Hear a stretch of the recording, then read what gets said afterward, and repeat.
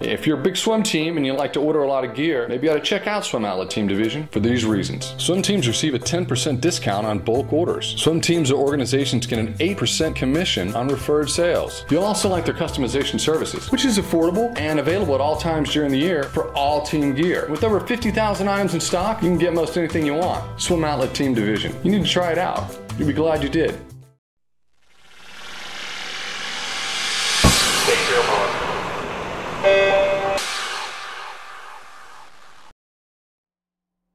This is the Morning Swim Show for Friday, November 22nd, 2013. I'm your host, Jeff Cummings.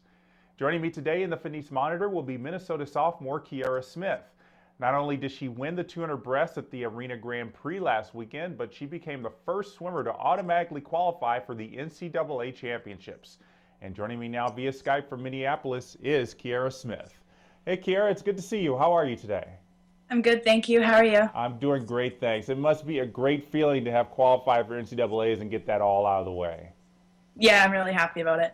So, a 2-second drop on your best time in the 200 breast. Did you grow web feet in the past year? I mean, what do you contribute to that big drop in your lifetime best?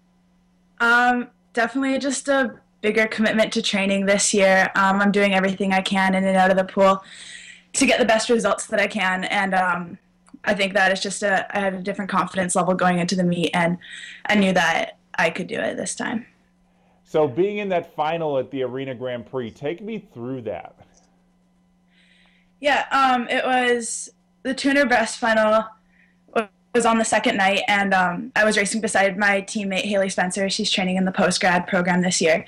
So we were kind of joking around beforehand, like it was pretty light, and then just when like the walkout music started, I knew that it was game time. So behind the blocks, I was so nervous, and I'd been nervous ever since prelims. I had a hard time falling asleep, and on the blocks, I could feel my hands shaking. I was like, okay. So before the race, I talked to Kelly, and I just said, I'm incredibly nervous right now. I don't know what I should do.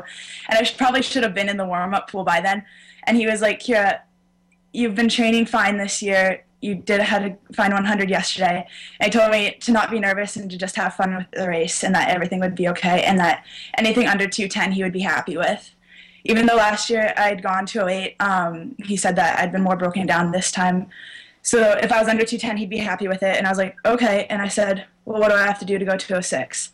And he was like, well, you're going to have to put it together a pretty good race. I was like, okay. So I went and warmed up, and then on the blocks, I guess, I was just like, I know I have to take this out fast. And so I tried to have a really aggressive 50, and it ended up being faster than I think what my 100 split was, and then at least to the 25. And then throughout the race, I just kept building through it.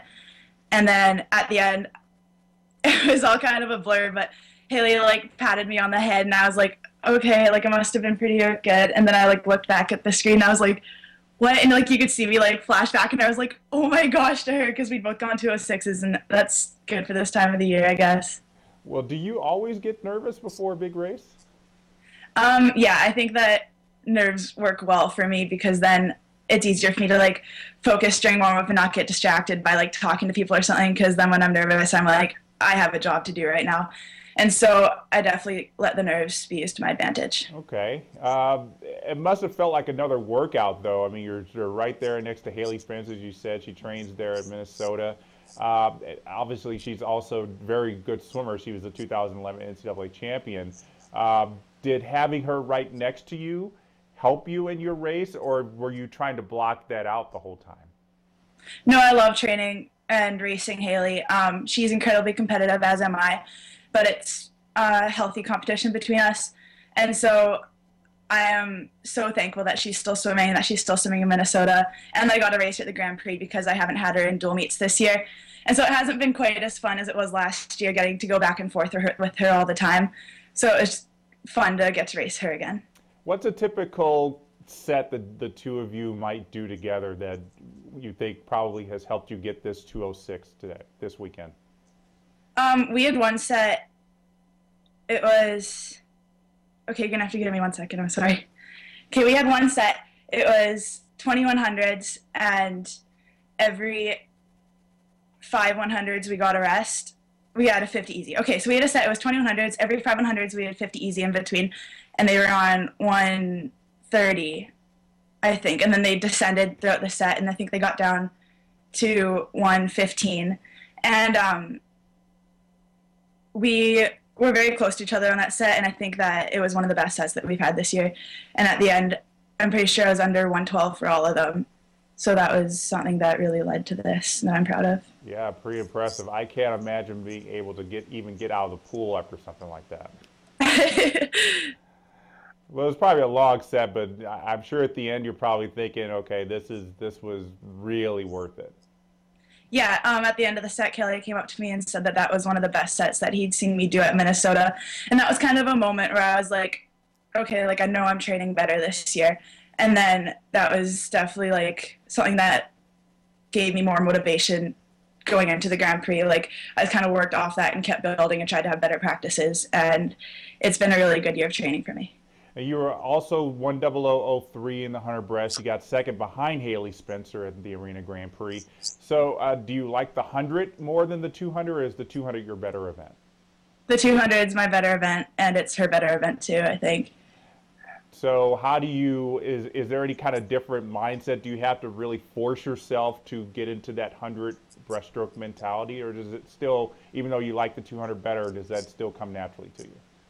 The 100 doesn't come naturally to me. It's a tempo thing for sure, like just knowing when to start the next stroke or like the kick, and I can't fit it together as well as I can with the 200, whereas my 200 stroke comes incredibly naturally, as it always has for me. Well, 10003 is nothing to sneeze at anyway. Thank you. Speaking of long course, this has got to give you confidence for next summer. I mean, looking ahead to going back to Canada and I'm trying to make the Pan Pacific Championship team. I'm sure you're really excited about the possibilities there. Yeah, I couldn't be more excited about that. I definitely want to make a national team this year, and I think that, our selection meets in April, so it's going to be the week after NCs. So it's going to be like just a very prolonged taper with Big Tens, NCs, and then nationals. Yeah, that's gonna be pretty tough. I mean, that's 3 tapers. But I guess on the upside, I mean, you've already got your NCAA qualifying time, so I guess you don't really have to rest as much for the Big Tens. But I would imagine you're going to get a good deal because you guys are trying to defend your conference title, so you can't just go in there broken down and expect to help them win a title. Yeah, exactly. I really want to do everything I can at Big Tens to help the team win again, because that was one of the most exciting experiences I've ever had in the sport, was winning Big Tens last year. Now, as I said, you're from Canada. Did you always want to come to the United States for college? No, I was very set on Canada for a long time when I was growing up, like 15, 16, 17. But then it just sort of happened that like the recruiting process started, and then I took trips, and then Jillian Tyler came to Minnesota, and that was always in the back of my mind, and she's someone that I look up to. And then when I came to Minnesota, Kelly is such a nice person, and I really clicked with him right away, and he's an incredible coach, and the team, it fits together very well, and it's like a family, and I knew that this was somewhere that I could be successful. Did you take any other recruiting trips in the States, or was Minnesota the only American college that you really considered? I took 3 trips, but it was really between Canada or Minnesota for me in the end. Okay, well, I'm sure Kelly Kramer is ecstatic that you chose just to come over, cross the border. Yeah. Do you go home in the summers to train, or do you stay there in Minneapolis? I went home last summer. This summer, I'm not sure what I'm going to do yet. Me and Kelly haven't actually talked about it. But I think I'm planning on staying until Summer Nationals, and then after that I might go home for a bit. Okay. In your time there in Minneapolis, have you noticed any major differences in the cultures between the United States and Canada? Yeah, it's definitely a lot more team-oriented, I'm going to say. Okay, and I was never in the college setting in Canada, but I know that here it's I'm swimming for a team now, and that's a lot different than swimming for club. And I think that it's just a lot more exciting, and athletics are such a main part of the school system. So that's a lot more fun, and it makes swimming a very enjoyable experience here. What do you think about Minneapolis? Minneapolis is a fun city. It's really young, it's clean, It's easy to get around. Like, you can go downtown and it's probably a 10-minute drive, but then campus is also separate. So it's like perfectly set up. Well, that's really nice. It is a wonderful city. I've been there many times and swum in your pool a lot of times. You must be spoiled every day to just think you've got this great pool to train in. Yeah, for sure. I love the pool here. Well, I know you got to get to class and work out later. So before we let you go, we want to submit you to our final 5. These are 5 questions we ask all of our guests to get to know them a little bit better. So first question will be, if you could change the order of strokes in the individual medley, how would you change it? Oh, I would start with breaststroke and then do backstroke. And then I'd go free fly because fly comes most naturally for me. Interesting. Okay. What's a career or job that you would most like to try?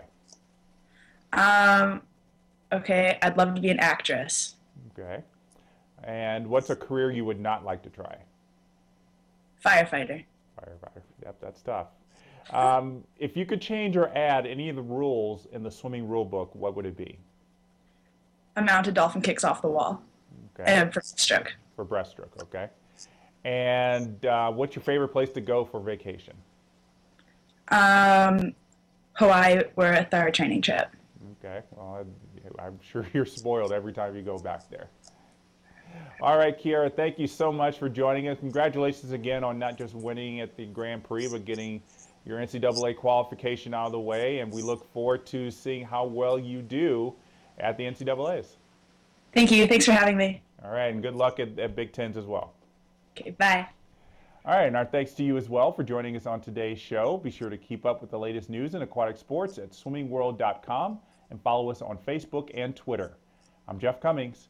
Thanks for watching.